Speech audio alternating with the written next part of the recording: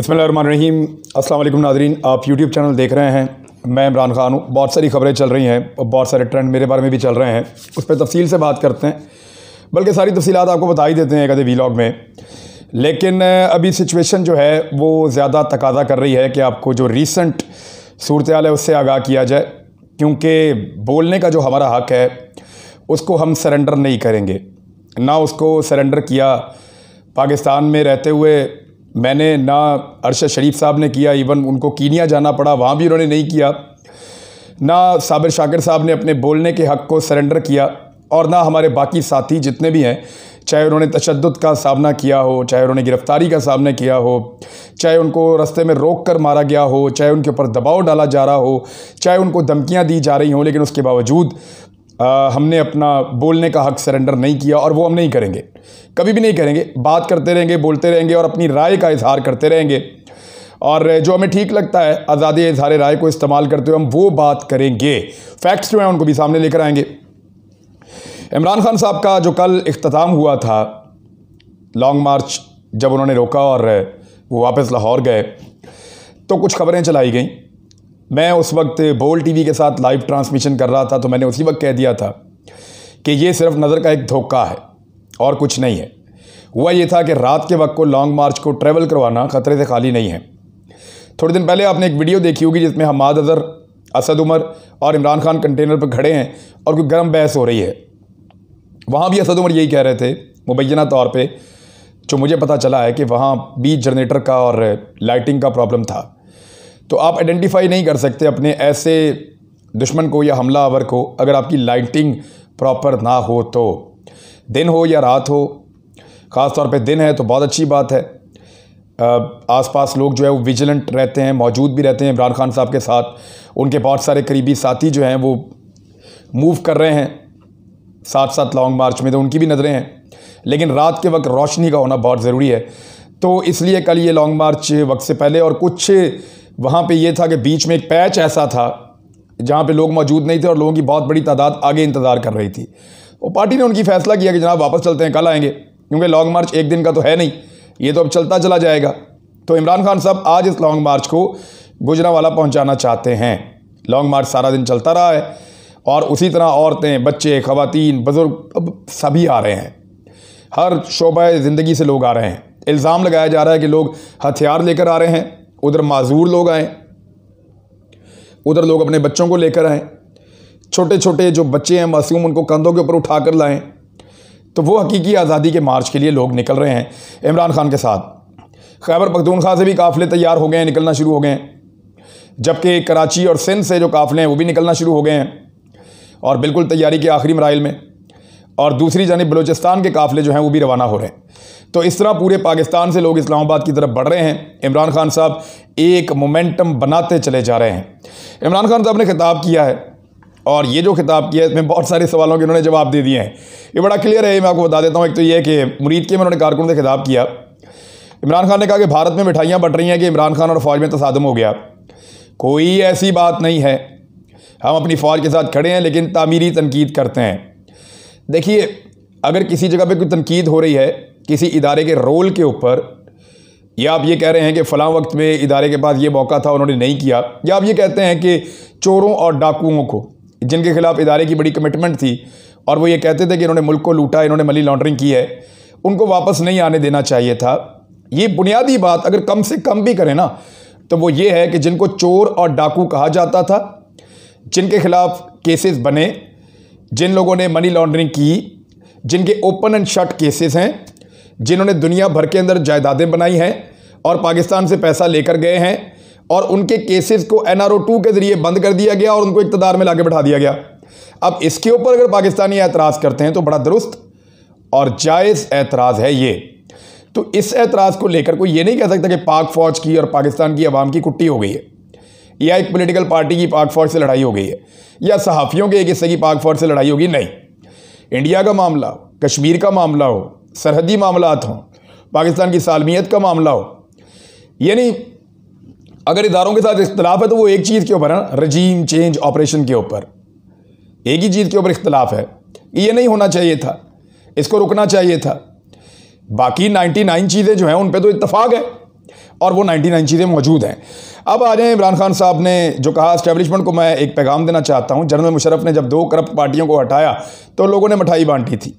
जब NRO दिया तो मुल्क को वो नुकसान पहुँचाया जो दुश्मन ने भी नहीं पहुँचाया। एस्टेब्लिशमेंट ने ही इन पर केसेस करवाए और साबित किया कि ये कितने करप्ट हैं।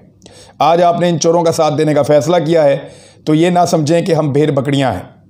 आपने इन चोरों के साथ खड़े होने का फैसला किया है तो ये देख लें कि अवाम कहां खड़े हैं। DG ISI की प्रेस कॉन्फ्रेंस के बाद भारत में मिठाइयां बट रही हैं कि इमरान खान और फ़ौज का मुकाबला हो गया, तसादुम हो गया। कोई ऐसी बात नहीं है, हम अपनी फ़ौज के साथ खड़े हैं लेकिन तामीरी तनकीद करते रहेंगे। फिर इमरान खान साहब ने, शहबाज शरीफ साहब ने क्लेम किया था कुछ सहाफ़ियों से मुलाकात करते हुए, सोशल मीडिया के सहाफ़ी भी थे, और उनसे मुलाकात करते हुए शहबाज शरीफ साहब ने कुछ दावे किए थे। इमरान खान साहब के दावों से पहले ज़रा मैं शहबाज शरीफ साहब की बात आपको बता देता हूँ कि वो इमरान खान न्याज़ी से मुज़ाकरात के लिए तैयार हैं, लेकिन आर्मी चीफ़ की तैनाती के मामले पर इनसे कोई मुशावरत नहीं करेंगे। शहबाज शरीफ साहब, आपको लाया ही इसलिए गया है कि आपने ये आम तरीन काम करना है, ऐसा लगता है, और आपकी पार्टी के लोग खुद ही कहते हैं, आपकी पार्टी के लोग खुद ही कहते हैं कि इमरान खान साहब ने एक मखसूस शख्स को आर्मी चीफ बना देना था और हमारे लिए प्रॉब्लम हो जानी थी। तो अब आप आए हैं तो लाजमी बात है आप अपनी मर्ज़ी करेंगे, और वैसे भी आईनी तौर पे आपका हक़ है, आप करके देख लें। तो उन्होंने कहा कि आर्मी चीफ के मामले पे इनसे कोई मुशावरत नहीं होगी। और 1 माह कबल इमरान खान ने पैगाम पहुँचाने वाले शख्स मुझे मिला था, कोई बिजनेसमैन है, मेरा जानने वाला भी है, शहबाज शरीफ कह रहे हैं, जिनका सियासत से कोई ताल्लुक़ नहीं है। बकौल बिजनेसमैन इमरान खान धमकियाँ भी दे रहे थे और डायलॉग की बात भी कर रहे थे। मैंने उस शख्स से पूछा किन इश्यूज़ पर बात करने आए हैं। उसने कहा इमरान न्याज़ी एक आर्मी चीफ की तकर्री और दूसरा इलेक्शन की तारीख पर बात करना चाहते हैं। ये मैं आपको बता दूंगा क्या बात है। मेरा सवाल है कि जब इमरान खान ने आर्मी एक्ट में तरमीम की थी तो क्या मुझसे मशवरा किया था?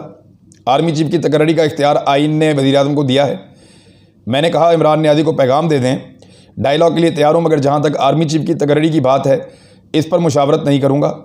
अल्लाह करे पाकिस्तान के बेहतरीन मफाद में आर्मी चीफ तैनात कर सकूँ। इमरान न्याज़ी उस इदारे के खिलाफ जहर उगलता है जिसने उसको पाला पोसा है। और फिर साथ ही साथ कहा कि कल भारत ने पाकिस्तान का मजाक उड़ाया कि इमरान ने तो DG ISI का मजाक बना दिया है। आज हिंदुस्तान इमरान न्याज़ी के बयानात पर बगले में जा रहा है। DG ISI ने मुझसे इजाज़त लेकर प्रेस कॉन्फ्रेंस की, वो इन वाक़यात का शाहिद नहीं जो मैं हूँ। ये इमरान खान साहब के बारे में कहा शहबाज शरीफ साहब ने। और उन्होंने ये भी कहा कि सोशल मीडिया में हम पीछे हैं, लेकिन अब मैं इसमें तेज़ी से आगे बढ़ना चाहता हूँ और हम इसके ऊपर अब काम करेंगे, मैं भी इस्तेमाल करने वाला हूँ। तो सोशल मीडिया के मामले में भी उनको इस बात का इदराक हुआ। वैसे PMLN बहुत पीछे रह गई है PTI से, उनको ये हेल्दी कंपटीशन में आना चाहिए और सोशल मीडिया के अंदर अपना हिस्सा लेना चाहिए। अब इमरान खान साहब का जवाब सुने। उन्होंने कहा मैं तुम्हें क्यों पैगाम भिजवाऊँगा, और फिर मैं आपको असल में बताऊँगा कि असल में हुआ क्या था। असली कहानी मैं बताऊँगा क्योंकि मैं एक जगह पर मौजूद था जब ये डिस्कशन हुई थी। जो शहबाज शरीफ कह रहे हैं ना आर्मी चीफ वाली और इलेक्शन वाली और ये चीज़ वाली, मैं बताता हूँ क्या था। ये 2 चीज़ें नहीं थी, ये 3 चीज़ें थी। मैं बताता हूँ आपको, शहबाज शरीफ ने एक चीज़ छुपा ली है। शहबाज शरीफ ने दावा किया है कि इमरान खान साहब कह रहे हैं कि मैंने उन्हें आर्मी चीफ की तैनाती पर मुशावरत के लिए पैगाम भेजा। शहबाज शरीफ मेरी बात सुन लो, मैं बूट पॉलिश करने वालों से बात नहीं करता। मैंने उनसे बात की जिनसे मिलने आप गाड़ी की डिक्की में छुप छुप कर जाया करते थे। तुमसे बात करने का क्या फ़ायदा है? तुम्हारे पास बात करने के लिए है क्या? तुमने सारी ज़िंदगी बूट पॉलिश की है। शहबाज शरीफ कहता है कि मैंने इसे पैगाम भिजवाया। शहबाज शरीफ मैं तुम्हारे पास क्यों पैगाम भिजवाऊंगा? मैंने उनसे बात की जो तुम्हें इशारों पर चलाते हैं। मैंने उनसे सिर्फ एक बात की कि मुल्क में साफ़ और शफाफ इंतखाबात करवाओ। मैंने और कोई बात नहीं की। मैं किसी मिलिट्री डिक्टेटर की नर्सरी में नहीं पला। मैं जुल्फ़िकार अली भुट्टो की तरह अयूब खान को डैडी नहीं कहता था।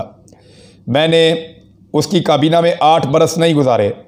अमेरिका से मदद मांगता हूँ और ना ही किसी और से मदद मांगता हूँ। मैंने किसी की मिन्नतें नहीं की बल्कि अवाम की ताकत से वज़ीर आज़म बना। अब मैं आपको बताता हूँ असल बात। इमरान खान साहब के पास 3 सहाफ़ी आए थे। ये 2 बड़े तगड़े सहाफ़ी हैं।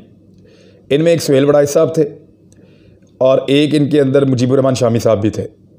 और भी लोग बैठे थे और मैं वहाँ मौजूद था। ये ऐसा लग रहा था जैसे एक पैगाम लेकर आए हैं, लेकिन इंडिपेंडेंटली बात कर रहे थे कि इमरान खान साहब आपको और नवाज शरीफ को मिलकर फ़ौज का जो किरदार है पाकिस्तान की सियासत में उसको एक दफ़ा तय कर लेना चाहिए। यानी फ़ौज का जो किरदार है सियासत के अंदर, उसको तय कर लेना चाहिए कि वो उनका रोल पाकिस्तान के अंदर क्या होना चाहिए और कितना होना चाहिए। आप दोनों जब मिलकर करेंगे, बाकी पॉलिटिकल पार्टीज़ को साथ लेंगे, तो इदारों का जो पॉलिटिकल पार्टी से तसादुम है वो ख़त्म हो जाएगा। ये आइडिया दिया गया था। इमरान खान साहब ने कहा था कि मैं 3 चीज़ों पर बात करने के लिए तैयार हूँ। 2 चीज़ों पे उन्होंने नहीं कहा, 3 चीज़ें कही थी। शहबाज शरीफ साहब ने कुछ चीज़ें छुपा ली हैं और साथ में इमरान खान साहब ने एक शर्त भी रखी थी। फिर मैं बताता हूँ बिजनेसमैन वाली कहानी क्या हुई।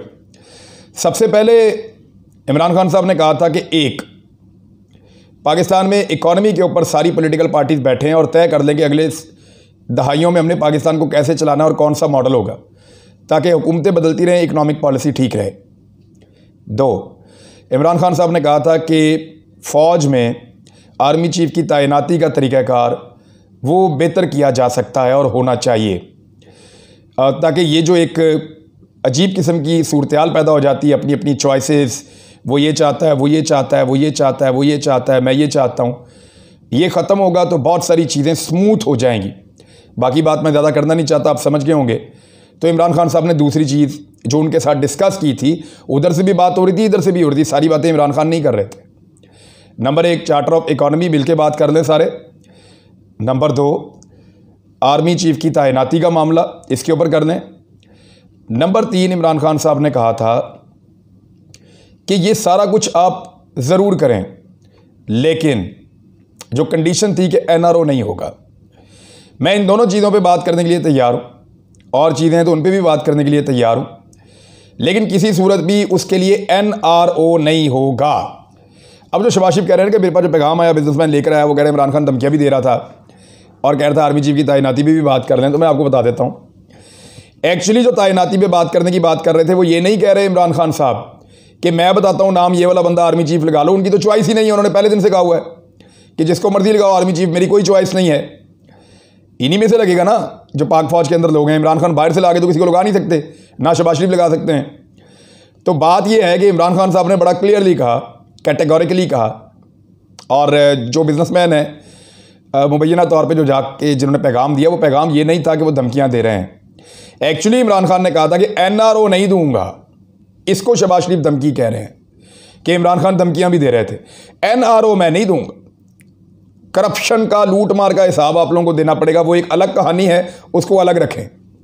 हाँ, अगर चार्टर ऑफ इकॉनमी करना है पाकिस्तान के लिए, मईशत के ऊपर मिलकर चलना है और कोई मैकेनिज्म बनाना है जो पाकिस्तान अगले 10 साल चलता रहे, उसके ऊपर 20 साल चलता रहे, पैठो बना लेते हैं।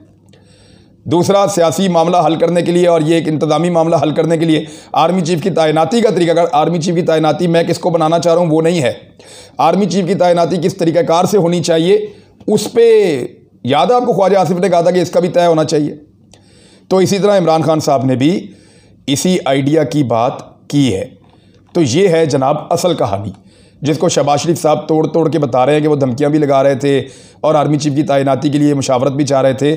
तो वो मुशावरत ये नहीं चाह रहे थे कि किसको बनाना है आर्मी चीफ, वो ये चाह रहे थे कि हमेशा पाकिस्तान में आर्मी चीफ की तैनाती में जो तनाज़ा होता है या अंदर खाते चीज़ें होती रहती हैं, उसको ख़त्म कैसे करना है। अब इमरान खान साहब को बार बार मुज़ाकरात की बात की जा रही है कि मुज़ाकरात के लिए टीम बन गई, ये हो गया, ये सब नॉन सीरियस चीज़ें हैं। ये सिर्फ एंगेजमेंट करना चाह रहे हैं, लोगों को डिसएंगेज करना चाह रहे हैं।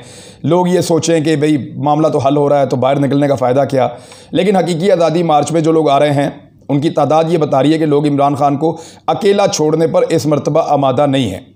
इलेक्शन अगर हो जाते हैं तो इमरान खान साहब ज़्यादा बड़ी अक्सरियत के साथ कामयाब हो जाएंगे। ये भी एक बहुत बड़ा दर्द सर है जिससे बचने का कोई रास्ता नज़र नहीं आ रहा। दूसरा, एस्टेब्लिशमेंट के साथ एक तनाव भी पाकिस्तान तहरीक इंसाफ का पैदा हो गया है और इस तनाव को काम करने के लिए भी बैकडोर चैनल्स राब्ते कर रहे हैं, लेकिन अभी तक किसी किस्म की कोई भी कामयाबी नहीं हुई। देखें, अमेरिका ने नेटो की फ़ौजों से मिलकर अफ़गान तालिबान से सारी ज़िंदगी लड़ाई की 20 साल, फिर क्या हुआ, उन्हीं से बात करके और मामला रिजॉल्व हुआ। TTP से पाकिस्तान की जंग भी होती है, मुज़ाकरात भी होते हैं। तो इस तरह ये तो एक पॉलिटिकल पार्टीज़ है ना, BMLN से भी इख्तलाफात हुए, फिर इख्तलाफात ख़त्म भी हो गए, लेकिन कुछ चीज़ें उसूली मौके पे होती हैं कि ये अगर करप्ट है, बेईमान है, मनी लॉन्ड्रिंग की है, मेरे मुल्क को लूटा है, तो ये वही है, इसको आप तब्दील नहीं कर सकते। वज़ारत दाखिला ने इस्लामाबाद के रेड जोन में तोसी करने का फ़ैसला कर लिया है, क्योंकि देखिए जब ये फ़ौज को तैनात करेंगे या उनको लेकर आएंगे आइन के मुताबिक अपना जो राइट है उसको इस्तेमाल करते हुए, अपनी अथॉरिटी को इस्तेमाल करते हुए जब फ़ौज को बुलवाएंगे तो फिर उनको एक रेड जोन में अगर फ़ौज को बुलाएंगे तो रेड जोन को ही बड़ा कर दिया ताकि फ़ौज ज़्यादातर इलाकों में पहुंच जाए।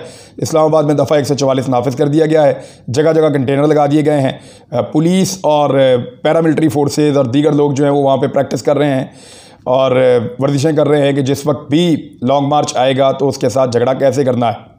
लेकिन इन सारी चीज़ों में एक दो चीज़ें याद रखिएगा कि जो नामुनासिब पॉलिसीज़ है ना इन हुकूमतों की, जो मौजूदा हुकूमत बनी हुई है PDM की, उसने पाकिस्तान को महंगाई के दलदल में लगातार धकेलते धकेलते वहाँ तक पहुँचा दिया है कि आम आदमी का जीना मुश्किल हो गया है।